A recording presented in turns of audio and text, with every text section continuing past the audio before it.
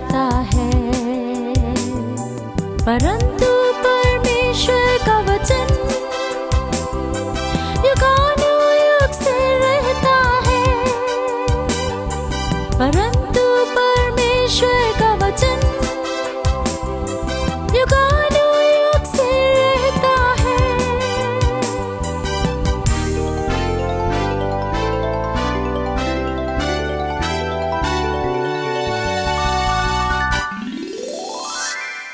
वचन वचन तेरा वचन। बोलो प्रभु यीशु मसीह की। परमेश्वर का धन्यवाद देते हैं। आज का दिन यहोवा ने बनाया और हम इसमें क्या है? आनंदित है। मेरे साथ बोलिए, सुपर आनंदित है। जोर से बोलिए। और सचमुच खुश हैं तो एक बार और ताली बजा के प्रभु का धन्यवाद। ओके, मेरे साथ निकालिए चिर परिचित आयत, उत्पत्ति के पुस्तक पहला अध्याय और पहली आयत। ऑलराइट, उत्पत्ति के पुस्तक पहला अध्याय और पहली आयत। और कोई बोल सकता है उस बात को मुंह ज़बानी? उसके लिए भी आप स्क्रीन पर देख रहे हैं। आदि में परमेश्वर ने आकाश और पृथ्वी की, ऊंची आवाज से बोलिए, आदि में परमेश्वर ने आकाश और पृथ्वी की सृष्टि करी। आज सुबह मैं आपको उस परमेश्वर से परिचय कराना चाहता हूं जो है ही नहीं ऐसी वस्तुओं को नाम लेकर वो बुलाता है। ओके, परमेश्वर के विषय में आप और हम जब सृष्टि करते हैं, हम कुछ चीजों को लेकर सृष्टि करते हैं, कुछ बनी हुई चीजों को इस्तेमाल करके। एक मिस्त्री ईंट और गारे और पत्थर का इस्तेमाल करके दीवार खड़ा करता है। एक लकड़ी का काम करने वाला व्यक्ति वो लकड़ी और औजारों का इस्तेमाल करके कुछ चीज को बनाता है। लेकिन परमेश्वर को ना औजार चाहिए, परमेश्वर को ना किसी चीज की जरूरत है। जो है ही नहीं वो बोल देता है और वो पूरा हो जाता है। ये मेरे परमेश्वर की खूबी है कि जब परमेश्वर ने आकाश और पृथ्वी को बनाया, मेरे साथ बोलिए, आकाश और पृथ्वी को बनाया। ध्यान से सुनिएगा, जब परमेश्वर ने आकाश और पृथ्वी को बनाया, उसे किसी चीज की जरूरत नहीं थी। हाँ, वो संपूर्ण था। हाँ, उसके पास सब कुछ था, वैभव थी, महिमा थी, सारी बातें थी। लेकिन जब उसको लगा कि मुझे सृष्टि बनानी है, मुझे मानव जाति को बनाना है, उसने अपने शब्द की ताकत से उसने ऐलान किया और सब कुछ हो गया। वही बात प्रेरित पौलुस रोमी 4:17 के अंदर कहता है। और अब्राहम की कहानी के विषय में कहते कहते कहते विश्वास की महत्ता को सिखाते सिखाते रोमी 4:17 में प्रेरित पौलुस कहता है, जो बातें हैं ही नहीं उन्हें वो ऐसे बुलाता है मानो कि वे हैं। और बाकी आप लोग बोलिए, और वे, अरे बाप रे, मेरे साथ बोलिए, जो बातें हैं ही नहीं वो ऐसे बुलाता है और उनका नाम ऐसा लेता है मानो कि वे हैं। जो चीजें नहीं हैं, मेरा परमेश्वर कहता है और उसका उद्भव हो जाता है, उसकी उत्पत्ति हो जाती है। खुदा का नेचर ये है कि वो सृष्टि करने वाला है, वो बनाने वाला है। मेरे परमेश्वर का स्वभाव ये है कि वो बनाता है, वो बनाता है। उसका स्वभाव प्रेमी है, अनुग्रहकारी है, दयालु है, लेकिन वो सृष्टि करने वाला परमेश्वर है। और मेरा आज का विषय इन बातों से जुड़ा हुआ, और मेरी प्रार्थना है चंद मिनटों के अंदर पवित्र आत्मा मेरी आवाज के कारण नहीं, या मैं बोल रहा हूं इसलिए नहीं, लेकिन वो आपसे बात करना चाहता है। और मुझे पूरा विश्वास है, मुझे पूरा एहसास है कि कुछ नया हमारे मध्य में परमेश्वर उद्भव करने जा रहा है। ओके, तो मेरा परमेश्वर सृष्टि करता परमेश्वर है, वो बनाता है और उसे किसी चीज की जरूरत नहीं है बनाने के लिए। लेकिन दूसरी सच्चाई क्या है मालूम? उत्पत्ति 1:26 में लिखा है, परमेश्वर ने हमें उसके स्वरूप में बनाया, उसके जैसा बनाया। आओ हम मनुष्य को अपने स्वरूप के अनुसार और अपनी समानता में बनाए। मेरे साथ बोलिए, अपने स्वरूप के अनुसार। आपकी आवाज में ताकत डालिए, अपने स्वरूप के अनुसार और अपनी समानता में बनाया। वापस ऊंची आवाज में बोलिए जो बोला मैंने। कम ऑन, 1 2 3 जोर से बोलिए। अपने और अपनी, एक और बार भाई लोग बोलिए, उसके स्वरूप के अनुसार और उसकी। खुदा सृष्टि का बनाने वाला खुदा, सृष्टि करता परमेश्वर, खुदा खालीपन में से, अकेलेपन के अंदर से जो नहीं है, ऐसी बातों को कह देता है और वो हो जाती है। और अगर बाइबल ये सच्चाई कहती है कि अगर परमेश्वर ने आपको और मेरे को उसके स्वरूप में बनाया है, तो मुझे आज कहने दीजिए, मेरे को और आपको परमेश्वर ने एक को क्रिएटर का, उसके साथ मिलकर कुछ सृष्टि करने का अधिकार आपको और मेरे को दिया हुआ है। हम सृष्टिकर्ता नहीं है, हमें शून्य अवस्था में से सृष्टि करने का अधिकार या सामर्थ्य नहीं है, लेकिन क्या बताएं, हमारा परमेश्वर उसकी समानता में बनाता है और हमको यह अनुग्रह प्रदान करता है, जो वो सृष्टि करता है उसके साथ हम मिलकर अपनी आवाज को आवाज के साथ मिलाकर हम जब ये घोषणा करते हैं, जो है नहीं वो हमारे लिए शुरू हो जाता है। और इसी बात को प्रेरित पौलुस दूसरा कुरिन्थी के 4 अध्याय की 13 आयत में इस प्रकार कहता है, वो भजन 116 से आज उठाकर इस प्रकार कहता है, हमने विश्वास किया इसलिए हमने कह दिया। दूसरा कुरिन्थी 4:13 देखिए आपके बाइबलों में, हमने विश्वास किया और हमने कह दिया। स्क्रीन पर आएगा, अपन देख लेंगे, लेकिन देखिए उसको। और इसलिए हम में वही विश्वास की आत्मा है, 4:13, जिसके विषय में लिखा है, मैंने विश्वास किया इसलिए मैंने बोला। भजन 116 से प्रेरित पौलुस उठाकर कह रहा है, अपने कुरिन्थ के लोगों को बोल रहा है, विश्वास करने वालों, विश्वासियों, विश्वास का नाम धारण करने वालों, अपने आप को पीढ़ियों से विश्वासी कहने वालों, आज सुबह प्रभु की आत्मा आपको आमंत्रित कर रहा है कि उसके साथ मिलकर आप बोलना शुरू करें, आप बोलना शुरू करें, आप बोलना शुरू करें। शत्रु की युक्ति है, फिलिप भैया, शत्रु की युक्ति है आपको शांत कराने के लिए।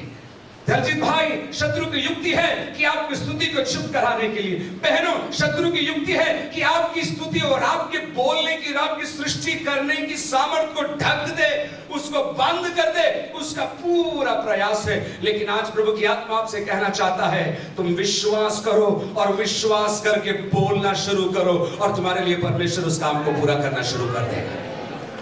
आप बोलेंगे कैसे करें, हम कैसे करें? पहली बात, मैंने स्थापित किया परमेश्वर सृष्टि करता परमेश्वर है। दूसरी बात, मैंने स्थापित किया परमेश्वर और मुझे और हमको यह अधिकार मिला है कि हम उसकी समानता में बनाए गए, और यदि समानता में बनाए गए तो उसका स्वभाव, उसका समानता, उसका स्वरूप मेरा है। जो उसके पास है वो मेरा है, वो पिता है, मैं उसका पुत्र हूं। यदि उसके पास ये अधिकार है, वो बोलदार हो जाता है। हाँ, मैं शून्यावस्था में से तो नहीं, लेकिन जब उसकी बोली बोलता हूं, उसकी आवाज कहता हूं, उसके शब्दों का उद्धरण करता हूं, मैं घोषणा करता हूं, मेरे लिए परमेश्वर सब कुछ नया बनाने वाला परमेश्वर है। और इसलिए तो नीति वचन के 18 में लिखा है, 21 के अंदर, तुम्हारी जुबान में जीवन और मृत्यु की क्या है? ताकत है। जीवन और मृत्यु की ताकत आपकी जुबान में, आप विश्वास करें ना करें, आपकी जुबान में जीवन और मृत्यु की ताकत है। आपके पड़ोसी को देखकर बोलिए, आपकी जुबान में जीवन और मृत्यु की ताकत है। बोला, आपको विश्वास नहीं हो रहा है ना, लेकिन आपकी जुबान में जीवन और मृत्यु की ताकत है। देखो 18, जीव के वश में, थैंक यू फॉर शोइंग, 18:21, जीव के वश में मृत्यु और जीवन दोनों होते हैं। चलिए इसको अपन साथ में पढ़ें, जोर से। स्क्रीन पर दिख रहा आपको 1, 2 और 3, चलिए जोर से पढ़िए। हाँ, और जो उसे काम में लाना जानता है वह उसका क्या है? फल भोगेगा। नीति वचन 13 देखिए, नीति वचन 13 का 2 और 3, यही आयत वहां भी लिखी है, खूबसूरत आयत है। नीति वचन 13 का 2 और 3, सज्जन अपनी बातों के कारण उत्तम वस्तु खाने पाता है, परंतु विश्वासघाती लोगों का पेट उपद्रव से भरता है। जो अपने मुंह की चौकसी करता है वो अपने प्राण की रक्षा करता है, परंतु जो गाल बजाता है, ये तो मैंने पहली बार मुहावरा पढ़ा था बाइबल में, जो गाल बजाता है। ढोल बजाना सुना, लेकिन गाल बजाना भी सुन लो। देखिए, परमेश्वर जो है नहीं उसे कहता है और वो हो जाता है। मैं परमेश्वर की समानता में बनाएगा। यह वचन आपके लिए, मेरे लिए, ध्यान से सुनना। इधर उधर ध्यान, आने जाने वालों की चिंता मत करिए, वो आएंगे, बैठ जाएंगे, निकल जाएंगे, घूम के आ जाएंगे। आपको प्रभु का वचन सुनना है। मैं परमेश्वर की समानता में बनाया गया, मुझे यह अधिकार दिया गया है कि मैं विश्वास से कह दूं, और जब विश्वास से कह देता हूं मेरे लिए वो संभव हो जाता है, मेरे लिए वो पूरा हो जाता है। और उसका प्रीमाइस या उसका फाउंडेशन, उसकी नींव यहां से है कि मेरी जुबान की चौकसी कर कर, मेरे शब्दों की चौकसी कर कर, मेरी बातों की चौकसी कर कर जब मैं ऐलान करता हूं, मैं खुदा की बातों के साथ मिलकर, उसके साथ मिलकर सह सृष्टिकर्ता मैं बन जाता हूं। मेरे साथ बोलिए, सह सृष्टिकर्ता। आप बोल रहे हैं, क्या बोल रहे हैं, किसको बोल रहे हैं? यस, बिल्कुल हम आपसे बात कर रहे हैं परमेश्वर के वचन की, और आपको और आगे लेकर जाऊंगा मैं, तब आपको समझ में आएगा अपन क्या कह रहे हैं। याद रखिए, अपनी जुबान में जीवन और मृत्यु की ताकत है, और खुदा हमको यह अनुग्रह देता है, खुदा हमको यह ताकत देता है, खुदा हमें यह इनायत करता है कि हम जाकर कह दें, और उसकी आवाज के आधार पर जब हम कह देते हैं, हम परमेश्वर के साथ मिलकर सह सृष्टिकर्ता बन जाते हैं। उसको समझाने के लिए पुराने नियम से एक प्रकाशन के विषय में, पुराने नियम में एक दर्शन एक प्रभु के दास को मिला, उसके विषय में मैं आपके साथ कुछ मिनट और बात करना चाहता हूं, फिर जल्दी संदेश को हम बंद करेंगे और आगे बढ़ेंगे। इज़ेकियल की पुस्तक उसका 37 अध्याय, इज़ेकियल की पुस्तक उसका 37 अध्याय। देखिए, सबसे अच्छे चुटकुले वो होते हैं जो खुद के होते हैं और खुद पर लागू हुए होते हैं।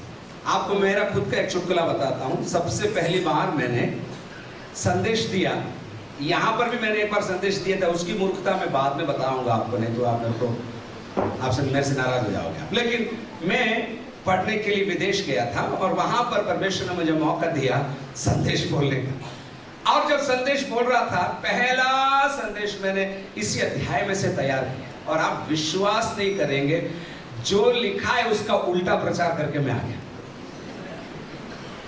और जब मैं बैठ गया, या क्योंकि आपको पहले बता दूं, ये जो वृतांत है इज़ेकियल 37 के अंदर एक दर्शन है।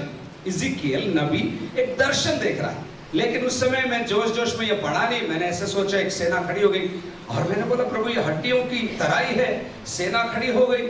और फिर मैंने प्रभु से पूछा, प्रभु ये सेना गई कहां होगी? आपको समझ में नहीं आया, कोई बात नहीं, ऐसी बातें समझना भी मत, क्योंकि मेरा खुद का प्राइवेट चुटकुला है। लेकिन मेरी कमजोरी के आधार पर ही आज भी मैं यहाँ खड़ा हूं, लेकिन प्रभु का अनुग्रह हमारे लिए काफी है। हमारी कमजोरी में वो हमारी ताकत बन जाता है। जोर से बोलिए हालेलुया। ओके, इज़ेकियल 37, समय कम है अपने पास, लेकिन पढ़ना नहीं चाहता, इसलिए मैं इज़ेकियल 37 के अंदर परमेश्वर नबी इज़ेकियल को एक तराई में लेकर गया। दर्शन में क्लियर कर दूं, दर्शन में एक तराई में लेकर गया, और तराई में लेकर जाने के बाद, ध्यान से सुनिए आप लोग, तराई में लेकर जाने के बाद परमेश्वर ने उसको दिखाया, क्या दिखाया? हड्डियों का ढेर दिखाया।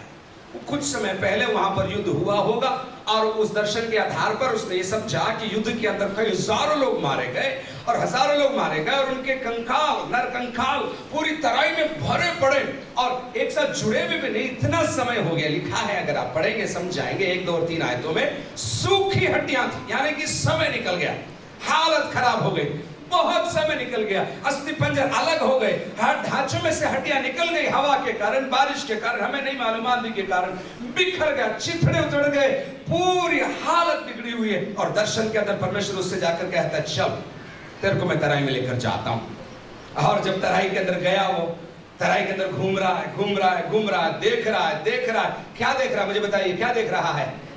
क्या देख रहा है? क्या देख रहा है? जोर से बोलिए, जोर से बोलिए, क्या देख रहा है? क्या देख रहा है? और हड्डियां ही नहीं, सूखी हड्डियां।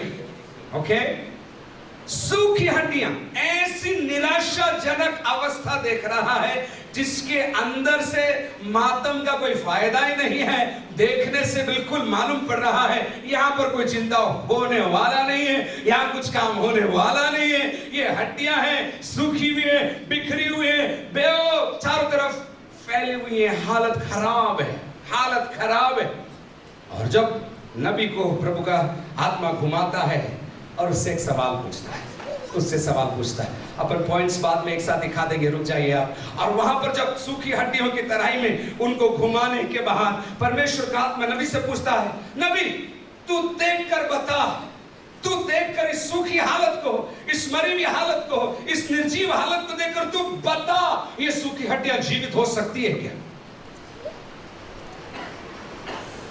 परमेश्वर का स्वभाव जानने वाला प्रभु का दास और अपनी कमजोरी जानने वाला और अपने अविश्वास की मात्रा को जानने वाला प्रभु का दास इस प्रकार ऐलान करता है, खुदा तू जानता है, तू कर सकता है, तू जानता है। दैट मींस खुदा तेरे में ये ताकत है कि तू इसको जिला सकता है, लेकिन अगर कहीं तू मुझसे कहेगा तो मेरे से काम होने वाला नहीं है। उसने ब्रैकेट में मानो ये कह दिया। सूखी हड्डियां हैं, चारों तरफ निराशा, चारों तरफ सूखापन, चारों तरफ पुरानापन, चारों तरफ अराजकता, चारों तरफ इम्पॉसिबिलिटी, चारों तरफ हालत खराब है। प्रभु की आत्मा से बोलता, पूछता है, बोल बोल ये जी सकती है क्या?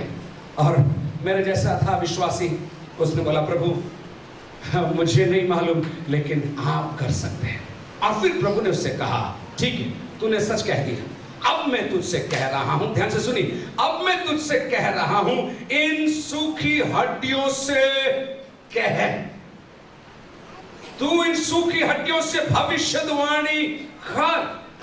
प्रभु आप क्या बोल रहे हैं? मैंने तो बोल दिया ना, आप कर सकते हो, मेरे को क्यों फंसा रहे हो आप? मैंने पहले ही आपको डिस्क्लेमर दे दिया, आपके लायक काम है ये सर, मेरे लायक काम नहीं है। ये सूखी हड्डियां हैं, पुराने हैं, बहुत टाइम हो गया, खत्म हो गया, चैप्टर क्लोज हो गया, फाइल बंद कर दिए, कोर्ट से निकाल कर अंदर पहुंचा दिए रद्दी में, आपके लिए पसंद। लेकिन प्रभु बोल रहा, मेरे साथ तू सह सृष्टि करता है, मैं तुझे आज्ञा दे रहा हूं, तू हड्डियों से कह, हड्डियों से बात कर, तू कह मुंह खोलकर। क्या कहना है प्रभु? तू इनसे इस प्रकार कह, खुदा का आत्मा उसको बताता है और कहता, तू कह, हे सूखी हड्डियों, परमेश्वर की आवाज को तुम सुनो। और एक बार नहीं, 3 आज्ञाएं प्रभु देता, 3 बार उसको कहने के लिए कहता है, क्योंकि तू कह इनसे, तू कह इनसे, तू कह इनसे। और तीनों बार प्रभु की आत्मा से प्रेरणा पाकर, प्रभु की आत्मा से ऊर्जा पाकर, प्रभु की आत्मा से तरोतर होकर वो सूखी हड्डियों से कहने लगता है। खुदा को एजेकियल की जरूरत नहीं थी उस हड्डियों को जिंदा करने की, मुझे कहने दीजिए, लेकिन खुदा एजेकियल को एक मौका देना चाहता था, आज्ञाकारिता साबित करने का, विश्वास को साबित करने का और प्रभु की सामर्थ को चखने का मौका एजेकियल को प्रभु देना चाहता था। इसलिए उसे कहता, तू क्या है, क्या कहना है प्रभु? मैं तुझे बोलूंगा, तुझे क्या कहना है।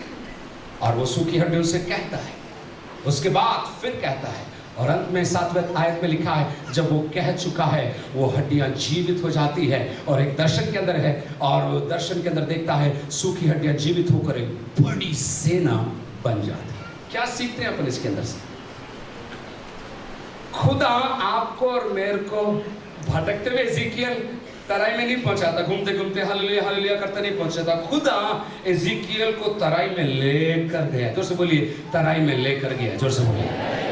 जीवन की परिस्थितियों के अंदर खुदा कभी कभी आपको धक्का देगा, खुदा कभी कभी आपको हाथ पकड़ कर लेकर जाएगा, खुदा कभी कभी आपको चुनौती देकर बुलाएगा। और जब आप तराई में पहुंचेंगे, चारों तरफ फूल और गुलाब और मोती और कारपेट आपको नहीं दिखेगा, वहां पर सूखी हड्डियां दिखेगी, वहां पर पराजय आपको दिखेगा, वहां पर निराशा आपको दिखेगी, वहां पर बहुत समय से कुछ नहीं हुआ गुरुजी, आज क्या होगा, ऐसे कथन आपके कानों में गूंजेंगे, सूखी हवाओं की आवाज आपके कान में आएगी, अब तक नहीं हुआ, अब नहीं होगा।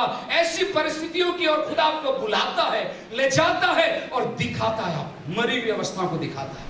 आप नहीं गए, आपको दिखाया गया, पहली बात। दूसरी बात, आपको ये प्रभु सवाल कहता है, तू विश्वास करती है क्या बहन, तू विश्वास करता है क्या बेटे, कि ये जिंदे हो सकते हैं क्या? प्रभु की आत्मा आज आपकी छोटी निराशा के विषय में, आज इस देश के उद्धार के विषय में, आज विश्व के अंदर सुसमाचार फैलने के विषय में, दुष्टात्माओं को हराने के विषय में, सेवकाई को पूरा करने के विषय में, बुलाहट पहचानने के विषय में, प्रभु की आत्मा जवाब तेरे से आज पूछता है, तू विश्वास करता है क्या कि तेरे द्वारा मेरी इच्छा पूरी हो सकती है क्या? खुदा एजेकियल को लेकर गया, आपको और मेरे को खुदा परिस्थितियों में लेकर जाता है। नंबर 2, खुदा हमसे सवाल पूछवाता है और हमको ये विश्वास करके कहना होगा, खुदा हमसे तो नहीं लेकिन तेरे से ये काम संभव है, तेरे से ये काम संभव है। कितने लोग आज कह सकते हैं, मेरे जीवन में ऐसे कई काम हैं जो मुझसे नहीं होंगे, मेरे से मैंने ट्राई कर लिया है, आप मेरे को मत बोलो, मैंने ट्राई कर लिया है लेकिन मेरे से नहीं हो रहे। ऐसे कितने लोग हैं आपके जीवन में से काम है? थैंक यू, धन्यवाद। आप खुद हो सकते हैं, आपकी परिस्थितियां हो सकती हैं, लोग हो सकते हैं, सिचुएशंस हो सकती है, लेकिन आज इज़ीकिएल की तराई में इज़ीकिएल को नहीं, परमेश्वर आपको बुला रहा है। और सूखी हड्डियों को देखकर आज तीसरी बार परमेश्वर आपको आमंत्रित कर रहा है, इज़ीकिएल इन हड्डियों से तू कहना शुरू कर। तू इन हड्डियों से, तेरी परिस्थितियों से कहना शुरू कर, तू बात करना शुरू कर, तू बोल। क्या बोलूं प्रभु, इतना बोल दिया, लोगों ने बोल दिया, छप गया, अभी हो गया, अभी अब मैं क्या बोलूं। खुदा बोल रहा है, अखबारों में आ गया, यीशु की हड्डियां मर गई, सब जगह हो गया, सब जगह निराशा फैल गई। तू ये मत देख, मैं जो तुझे वचन दे रहा हूं उसको तू इस हड्डियों को देखकर बोल। आज सुबह प्रभु आपको आमंत्रित कर रहा है, speak the word of God to the dead bones। सूखी हड्डियों को आपकी आवाज नहीं, आपके शब्द नहीं, आपकी मनोकामना नहीं, आपकी सीक्रेट डिजायर नहीं, खुदा के वचन को लेकर आज परिस्थितियों को देखकर आप घोषणा करना शुरू करिए। और जब आप घोषणा शुरू करते हैं, प्रभु के वचन के साथ कहना शुरू करते हैं, प्रभु की आवाज के साथ आपकी आवाज मेल खाती है, प्रभु की बातों के साथ आपकी बातें मेल खाती है। आप विश्वास करो या ना करो, लेकिन अगर आप सुन लोगे आपके लिए पूरा हो जाएगा। जो संभव नहीं है, आपके विश्वास के कहने के द्वारा वो संभव होता चला जाएगा। सूखी हड्डियों से कहे इज़ीकिएल, तू कह दे। क्या कहूं प्रभु, मेरे वचनों को उनसे कह दे। और जब इज़ीकिएल ने लेकर प्रभु के वचनों को उन सूखी हड्डियों से कह दिया, लिखा है बाइबल के अंदर, वो सूखी हड्डियां जिंदा हो गई, जीवित हो गई। आज सुबह प्रभु की आत्मा आपको बुला रहा है प्रभु की बातों को कहने के लिए। तो हम क्या कहेंगे, सवाल एक बनता है, हम क्या कहेंगे।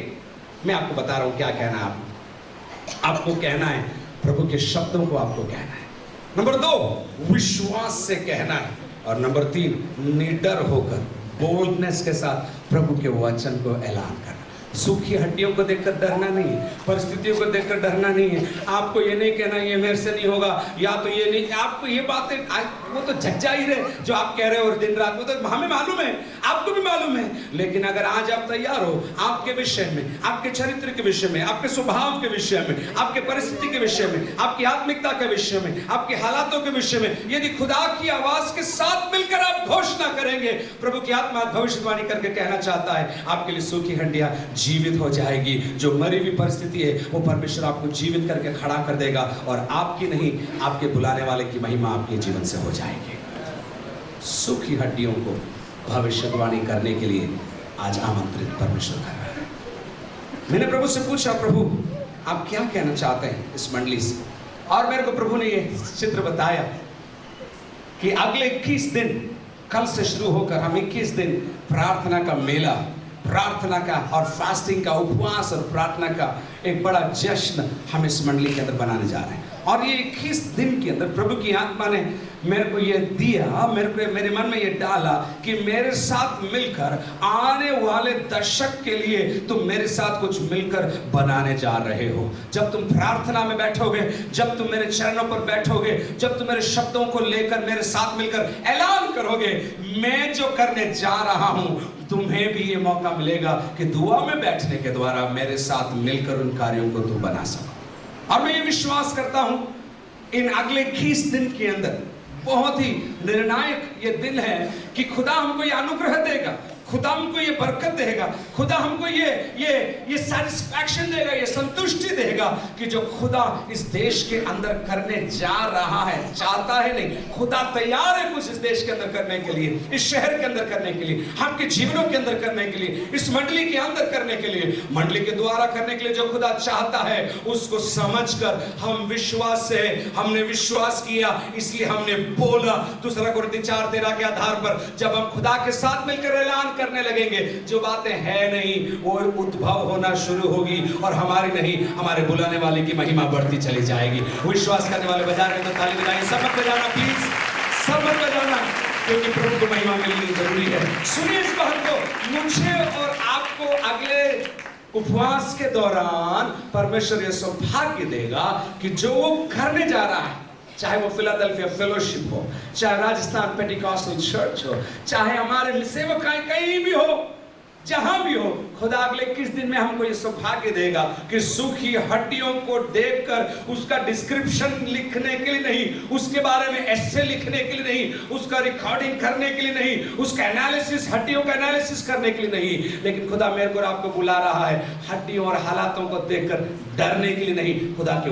वचन को ऐलान करके जहां जहां निराशा है, जहां जहां सूखापन है, जहां जहां खालीपन है, जहां जहां बांझपन है, वहां पर खुदा के वचन को भेजकर वहां पर हरियाली परमेश्वर हमारे द्वारा पहुंचाने जा रहा है। और मैं विश्वास करता हूं मरुभूमि में धाराएं बहेंगी। मैं आत्मा में इस बात की घोषणा कर रहा हूं, मरुभूमि में धाराएं बहेंगी। वो आयत इन अगले दिनों में हम लेंगे और हम विश्वास करते हैं मरुभूमि, चाहे मरुभूमि वास्तविक मरुभूमि हो या पारिवारिक हो या आत्मिक हो या वैवाहिक हो, जहां भी मरुभूमि है, विश्वास से हम कहते हैं हमने विश्वास किया और हम ऐलान करेंगे और मरुभूमि में धाराएं बहने जा रही है। खुदा सृष्टिकर्ता परमेश्वर आपको उसने अपने समान बनाया। तीसरी बात, आपको ये सौभाग्य दिया कि उसकी आवाज के साथ मिलकर, एजिकियल से हम सीख रहे हैं, उसके शब्दों को देखकर निराश ना होकर खुदा की बातों को खुदा के जैसे कहने का अधिकार प्राप्त करते हुए जब अपन दुआ में बैठ जाएंगे, प्रभु की महिमा हमारे जीवन से होने जा रही है। आमंत्रण है आज सुबह आपके लिए, आओ। सूखी हड्डियों के बारे में गाना नहीं, सूखी हड्डियों से बात करने के लिए प्रभु आज सुबह आपको बुला रहा है। और आपको क्या कहना है? आपकी निराशा, आपकी परेशानी, आपके भूतकाल को देखकर डरने के लिए नहीं, आपके अतीत को देखकर डरने के लिए नहीं, आपके भविष्य को देखकर डरने के लिए नहीं, खुदा आपको बुला रहा है। और याद रखिए, आप भटकते, पढ़ते, पिटते, तराई में नहीं पहुंचे, खुदा आपको हाथ पकड़ कर लेकर तराई में आया है। ध्यान देना, तराई में खुदा लेकर आया है ताकि आप उसके साथ मिलकर कुछ नया कार्य शुरू कर सकें, ताकि आप उसके साथ मिलकर कुछ नया कार्य शुरू कर सकें। क्या है वो परिस्थिति, क्या है वो बात जिससे आप खौफ खाए हुए हैं, जिससे आप कह रहे हैं कि ये मेरे लिए कभी होने वाला नहीं, ये मेरे लिए मुश्किल है, मेरे बच्चों के विषय में, या मेरे पति के विषय में, या मेरे परिवार के विषय में, या मेरे आर्थिक मामलों के विषय में, क्या है वो बात? और मैं तो इन बातों में उलझ नहीं रहा जब मैं ये बोल रहा हूँ, मैं देश के छुटकारे के विषय में बात कर रहा हूँ। पिछले दिनों में हम यात्रा कर रहे थे, हम बात कर रहे थे कि एक समय था हम प्रार्थना करते थे, खुदा मुर्दे जिंदा होंगे, खुदा मुर्दे जिंदा होंगे, लेकिन कहीं अपने विश्वास के अंदर ऐसा अपने कैलकुलेशन बिठा दिया कि अभी वो दुआ हम नहीं करते, बोलते केवल बीमारों को चंगा कर। खुदा ने अपना स्टैंडर्ड नहीं बदला, उसके विश्वासी और उसके सेवकों ने स्टैंडर्ड बदलने का प्रयास किया है। लेकिन आज खुदा की आत्मा वापस बुला रहा, आओ, लौटाओ और मेरे साथ मिलकर घोषणा तुम करना शुरू करो। मेरी मर्जी नहीं, पिता की आवाज को घोषणा करने के लिए बुला रहा है। मिलकर अपन प्रार्थना करने जा रहे हैं और हम ये कहने जा रहे हैं, खुदा आज तक हमने हमारी समस्या, हमारी निराशा, हमारे बातों को लोगों को बताया, पड़ोसियों को बताया, पादरियों को बताया, सेवकों को बताया, और आपने शायद प्रार्थना भी किया होगा। लेकिन आज सुबह प्रार्थना के एक नए आयाम में, प्रार्थना के एक नए चरण में प्रभु का आत्मा आपको बुला रहा है कि सूखी हड्डियों को देखकर प्रार्थना करने के लिए नहीं, लेकिन उनसे आज्ञा देने के लिए प्रभु आपको बुला रहा है। और क्या आज्ञा देना है? मेरा आइडिया नहीं, मेरी मनोभावना नहीं, मुझे जो अच्छा लग रहा वो नहीं, खुदा के वचन को लेकर, खुदा के वचन को लेकर ऐलान करना है। और हड्डियों को मेरी आवाज़ का डर नहीं है, हड्डियों को मेरे खुदा की आवाज़ को पहचानते हैं और मेरी परिस्थितियां बदलेंगी, मेरी हालात बदलेंगे, लोग उद्धार पाएंगे, लोग चंगाई पाएंगे, मुर्दे जिंदा होंगे, अंधी आंखें खुलेंगी, बहरे कान खुलेंगे, लंगड़े पैर चलेंगे, दमा की बीमारियां ठीक होंगी, हर प्रकार के काम होंगे। किसी व्यक्ति की महिमा के लिए नहीं, लेकिन जिसने बोला है उसकी महिमा वो और किसी को नहीं देगा। लेकिन ये चेंज होगा क्या? रिस्पॉन्स आपका आया सुबह, आप क्या इसका जवाब देंगे? आप क्या जवाब देंगे? उसी के आधार पर आपकी आशीष तय होगी, आपकी अगले चरण की बढ़ोतरी तय होगी, आपका प्रमोशन तय होगा, आपकी ब्लेसिंग तय होगी। आपकी प्रार्थनाओं के विस्तार के आधार पर, आपकी प्रार्थनाओं के आकार के आधार पर अगले दशक के अंदर आपके जीवन के साथ क्या होने जा रहा है, आपके बच्चों के साथ क्या होने जा रहा है, आपके परिवार में क्या होने जा रहा है, आपके घर के मामले का क्या होने जा रहा है, इसके विषय में खुदा आज सुबह आपको आमंत्रित कर रहा है कि आप ऐलान करिए। और क्या ऐलान? खुदा के वचन का ऐलान करेंगे। जब हम विश्वास से, धैर्य के साथ खुदा के वचन का ऐलान करेंगे, हम ये जानते हैं, पौलुस हमें सिखाता है, भजन 116 में लिखा है, हमने विश्वास किया और हमने कह दिया। और जब हमने विश्वास करके हमने कह दिया, हमारे लिए वो पूरा हो जाएगा। मेरे साथ बोलिए, हमने विश्वास किया और हमने कह दिया। बोलिए, समझ में आ रहा है तो आप एक और बार बोलोगे, वापस बोलिए जोर से। हाँ बोलिए आप, हाँ वापस बोलिए, वापस बोलिए। एक और चीज बोलकर मैं बंद करूंगा, इसका विपरीत भी सही है। कई बार बोलने के द्वारा भी आपका विश्वास बढ़ता है। तो हमने बोला इसलिए हमने विश्वास। आप बोलेंगे नहीं, सोचते रहेंगे, काश की काश की काश की अच्छा होता, कितना अच्छा होता ओ दिन, अरे काश की। ये काश की का धंधा छोड़कर आज की हालत को देखकर सोचना नहीं, घोषणा करने के लिए प्रभु आपको आमंत्रित कर रहा है। विश्वास से आप बोलेंगे, बोलेंगे तो आपका विश्वास बढ़ेगा, आपका विश्वास बढ़ेगा। आप बोलेंगे, आप बोलेंगे, प्रभु के वचन को कहेंगे, धैर्य से कहेंगे, कहते जाएंगे, आपका विश्वास बढ़ते जाएगा और छोटी नहीं बड़ी आशीष को हम प्राप्त करते जाएंगे। ये अगले 21 दिन मैं आपको आमंत्रित करना चाहता हूँ, सुबह और शाम प्रार्थना करने के लिए ही नहीं, खुदा की बातों का ऐलान करने के लिए। देश के ऊपर, देशों के ऊपर, जातियों के ऊपर, राष्ट्रों के ऊपर, परिस्थितियों के ऊपर ऐलान करने के लिए मैं आपको प्रभु का दास होने के नाते आपको आमंत्रित करना चाहता हूँ। सुबह और शाम अपन मिलेंगे।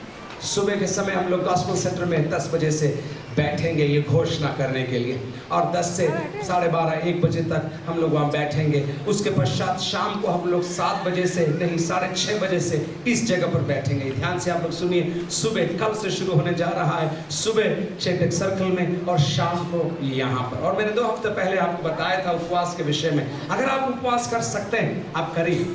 और मैंने एक छोटी सी एक हैंडबुक, एक मार्गदर्शिका निकाली है, कल आपको जो आएंगे उनको मैं दूंगा। और वहाँ पर उसके अंदर लिखा है कैसे आप उपवास कर सकते हैं। और 21 दिन के लिए हमने विषय निकाले, और पुराने नियम से प्रार्थनाएं, नए नियम से प्रार्थनाएं सारी हमने चुनकर छांट कर आपके लिए तैयार किया है कि अपन मिलकर अगले 21 दिन इन बातों का ऐलान कर सके। बाइबल के अंदर अद्भुत प्रार्थनाएं उनको चुनकर हमने डाला है ताकि अपन मिलकर इन प्रार्थनाओं को फिर से कर सके। और आप ये मत कहना कि मेरे लिए प्रार्थना करो कि मेरी हड्डियां, वो बिजनेस खत्म है। अब मिलकर अगले दिन ये कहने जा रहे हैं, हम घोषणा करेंगे और हमारी परिस्थिति को हमारा परमेश्वर बदलता चला जाएगा।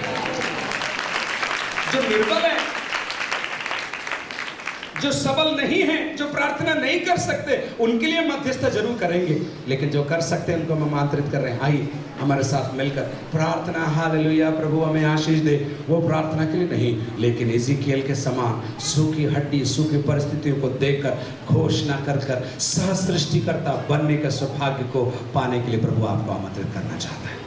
आप एक समय का भोजन छोड़कर आ सकते हैं, आप एक टाइम का भोजन खाकर आ सकते हैं, आप 3 समय का भोजन, या 6 बार आप खाते हैं, आप 6 समय का भोजन छोड़ सकते हैं। और बाकी बातें तो उस समय अपन ने कह दी, इसलिए उसकी ओर जाऊंगा नहीं मैं आपको, लेकिन इतना मैं कहूंगा, कुछ नहीं हो सकता है। आप मन में इतना तो निर्णय कर लो, प्रभु हर सभा के अंदर मैं जाऊंगा, यही मेरा उपवास। भीड़ बढ़ाने के लिए मैं नहीं कह रहा हूं, मुझे पहले मालूम है प्रार्थना करने में के लिए लोग कम होंगे, लेकिन मैं इतना जानता हूं संख्या के आधार पर नहीं, प्रभु के आत्मा के आधार पर कार्य हमेशा होता है। लेकिन मैं आपको आमंत्रित कर रहा हूं, मेरा ये फर्ज है कि आपको ये मौका मैं दे सकूं कि आपके भविष्य को, इस देश के भविष्य को आप संवारने और बनाने का सौभाग्य आपको मिल सके।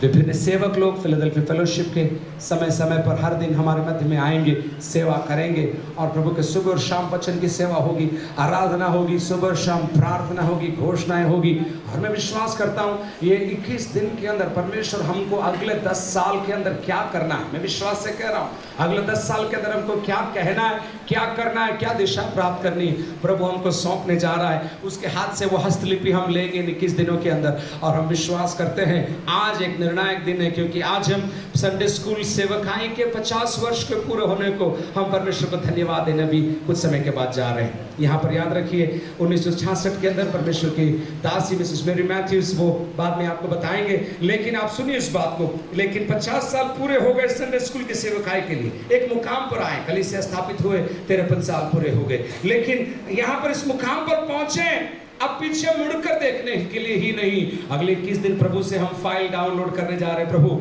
आगे का मार्गदर्शन हमको तो प्रदान कर, आगे हमको क्या करना है प्रभु की आत्मा हमको बताएगा, और उसके आधार पर, उस नक्शे कदम पर हम आगे बढ़ना चाहेंगे, मनुष्य रीति के आधार पर नहीं, नए विचारों के आधार पर नहीं, प्रभु की आत्मा के द्वारा ये कलीसिया चलाई गई है, अब तक आगे भी चलाई रहेगी।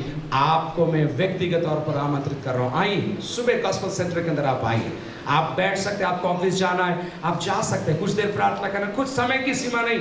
मैं वापस आपको बोल रहा हूँ, आपका समय कीमती है, आप आए प्रभु को दीजिए। और अगर आप भोजन छोड़ सकते हैं, या व्हाट्सएप छोड़ सकते हैं, या फेसबुक छोड़ सकते हैं, या टीवी छोड़ सकते हैं, या सीरियल छोड़ सकते हैं, कुछ भी छोड़िए। उपवास का मतलब यही है कि आप कुछ छोड़ रहे हैं ताकि आप कुछ पा सकें। भूखा रहकर दुआ करना ही उसका उद्देश्य नहीं, कुछ छोड़िए ताकि आप उपवास भी करें और दुआ ना करें, इसमें कोई मजा नहीं। आप आइए सुबह शाम, सुबह 10 बजे से 6 तक में, शाम को 6:30 बजे से यहाँ पर, और उसके अलावा भी दिन भर में अगर आप प्रार्थना करना चाहते हैं, ये मंच 2 बजे के बाद से ये मंच खुला रहेगा, आप आइए प्रार्थना करिए, कोई आपको रोकने वाला नहीं है, कोई आपको लीड करने के लिए भी जरूरत नहीं है, आपको दुआ का अवसर हम देना चाहते हैं। और पक्का समझिए कोई ना कोई लोग कहीं ना कहीं आपको प्रार्थना के लिए इस मौसम के अंदर मिलने जा रहे हैं। विश्वास करने वाले जोर से आमीन बोलिए इस बात को। ऑलराइट, तो याद रखिए परमेश्वर कुछ नया करने जा रहा है, और वो करेगा नहीं। यही तो बात इज़ीकियल बोल रहा है। इज़ीकियल सोच रहा है, मैं सोच रहा था प्रभु जी काम करो ना, प्रभु बोल रहा है मैं तेरे द्वारा करवाऊंगा, मैं तुझसे बोलूंगा, तू कहेगी, और तेरे कहने के द्वारा मैं संभव कर दूंगा, ताकि तू जाने तेरी आज्ञाकारिता से, तेरे भरोसे से और तेरे विश्वास के कहने के द्वारा मेरे काम को तू आगे बढ़ा सकता है। अपने स्थानों पर खड़े हो जाए, हम प्रार्थना करने जा रहे हैं। स्वर्गीय पिता परमेश्वर, आप सुबह हम धन्यवाद करते हैं। हमारी परिस्थितियों के बारे में प्रभु जी हमने बहुत कहा है प्रभु, और उसका बयान हमसे ज्यादा और कोई नहीं कर सकता प्रभु जी, लेकिन आज सुबह इज़ीकियल के साथ मिलकर हमारी पुरानी हालातों को देखकर उसका विवरण लोगों को सौंपने के लिए नहीं, लेकिन आत्मा में आकर उन हड्डियों से बात करने के लिए, उन परिस्थितियों से बात करने के लिए आज तो मैं आमंत्रित कर रहा है। इसलिए हम धन्यवाद देते हैं खुदा, तू हमको इस तराई में लेकर आया, इसलिए हम तेरा धन्यवाद करते हैं। ये निराशा की, ये मुश्किल की, ये असंभव परिस्थितियां अपने आप नहीं आ गई, शैतान ने फेंक नहीं दी है, और हम चूर नहीं हो जाएंगे, क्योंकि तू अगर हमको लेकर आया है तो इसमें से निकालने का रास्ता भी तेरे हाथ में है।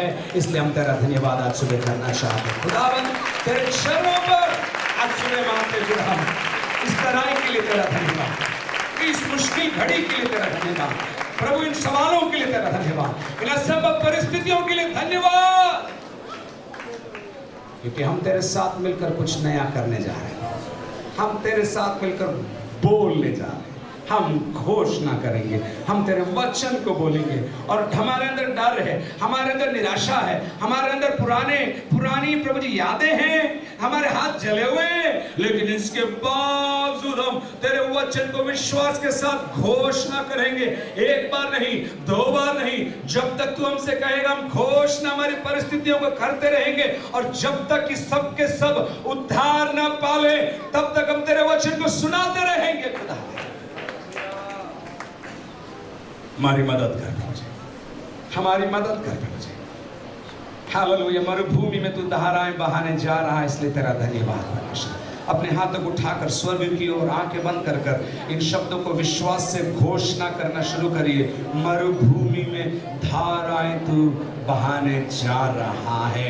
बार बार बोलिए, बार बार बोलिए। मरुभूमि में तू धाराएं बहाने जा रहा है, मरुभूमि में तू धाराएं बहाने जा रहा है। मरुभूमि सूखेपन को दिखाती है, मरुभूमि हालातों को दिखाती है, मरुभूमि यानी ऐसी परिस्थितियों को दिखाती है जो मुश्किल है, जो असंभव है, जो गड़बड़ी भरी है, जो कभी हो नहीं सकती, जो कभी नहीं हो सकती है ऐसी हालातों के अंदर भी परमेश्वर बोल रहा है मैं मेरे आत्मा की नदी को बहाऊंगा, और वो आत्मा की नदी जहाँ जहाँ जाएगी वहाँ पर हरियाली होगी, पेड़ बड़े होंगे, फल लगेंगे और विभिन्न प्रकार के फल लगेंगे। एक बार नहीं 12 मासी फल लगेंगे, 12 प्रकार के फल लगेंगे, और उसके पत्ते तुम्हारे लिए छंटाई का कारण बन जाएंगे, और उसके द्वारा मेरी महिमा होगी, और तुम घोषणा करोगे, तुम बोलोगे, और तुम्हारे लिए हो जाएगा। ये तुम्हारे विश्वास के कारण नहीं, लेकिन मैंने कह दिया और तुमने कर दिया, तुम्हारी आज्ञाकारिता के कारण होगा। प्रभु की आत्मा बोल रहा है तुम्हारे विश्वास के कारण। आज तक अपन बोलते थे विश्वास है, विश्वास है, विश्वास है, लेकिन प्रभु बोल रहा है विश्वास ही नहीं, तुम्हारी आज्ञाकारिता तुम्हारे लिए नए दरवाजों को खोलने जा रही है। तुम्हारी आज्ञाकारिता तुम्हारे लिए नए दरवाजों को खोलने जा रही है। विश्वास करने वाले आत्मा में धन्यवाद करिए, निजी भाषा में प्रार्थना करिए, और इस वचन को पकड़कर अपने दिल में डालिए, अपने दिल के अंदर डाल करके ये खुदा तेरे साथ कहने का अनुग्रह मुझे दे, तेरी बातों को बोलने का अनुग्रह मुझे दे। मैंने बहुत सोचा है, मैंने बहुत मंथन किया है, लेकिन अब तेरे वचन को बोलूंगी मैं। बोलिए बोलिए बोलिए बोलिए बोलिए बोलिए।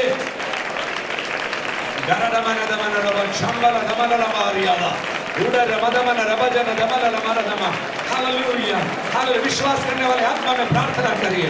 यीशु ने कहा, यीशु ने बोला तुम इस पहाड़ से कह दो, तुम इस पहाड़ से कह दो, और तुम्हारी आवाज सुनकर यह पहाड़ निकलकर समुद्र के नीचे चला जाएगा।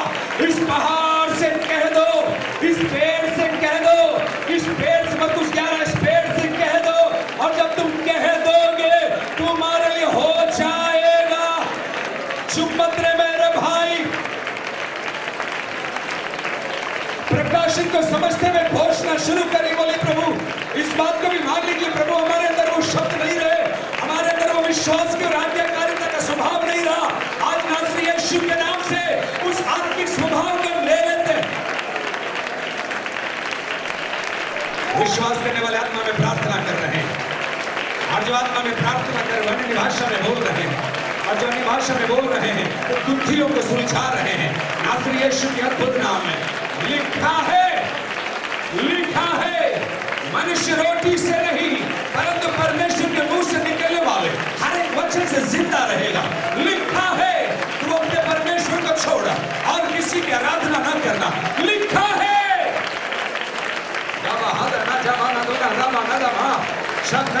निराश है, तू निराश क्यों खड़ी है? नासरी यीशु के नाम से प्रभु के वचनों को बोलना शुरू कर।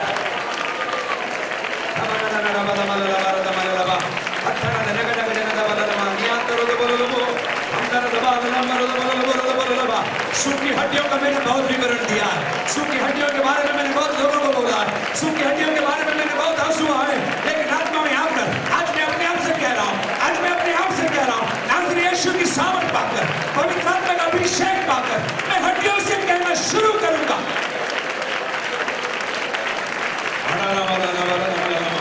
एक बार के लिए नहीं, 2 बार के लिए नहीं, अगले 10 साल के लिए, अगले 10 साल के लिए, मेरे बच्चों के विवाहों के लिए और उनके औलादों के लिए और उनकी बात की बरकतों के लिए। विश्वास कर रहे हो तो स्तुति करो, स्तुति करो। सब लोग नहीं, केवल विश्वास करने वाले जो ये बोलते हैं मरुभूमि मेरा जीवन है, मेरा जीवन रेगिस्तान बन गया है, मेरा जीवन रेगिस्तान बन गया है, मेरा जीवन मुंडा टीला बना है। आज प्रभु तेरी आत्मा की धारा मुझ पर बहा दे।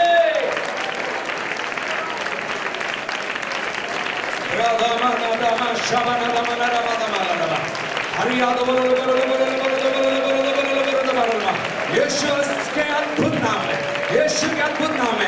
अविश्वास की आत्मा को मैं तोड़ता, उस घड़े को मैं तोड़ता यीशु के अद्भुत नाम में।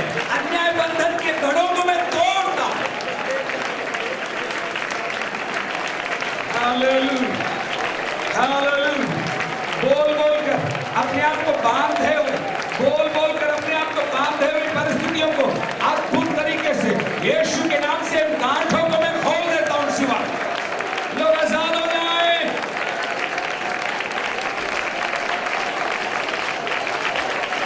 रवाशिना जिकर बदन रिया तो खतरादी भी प्रसूना शिखे हाथिनासी ना हंसी बाबा वाली अंदो।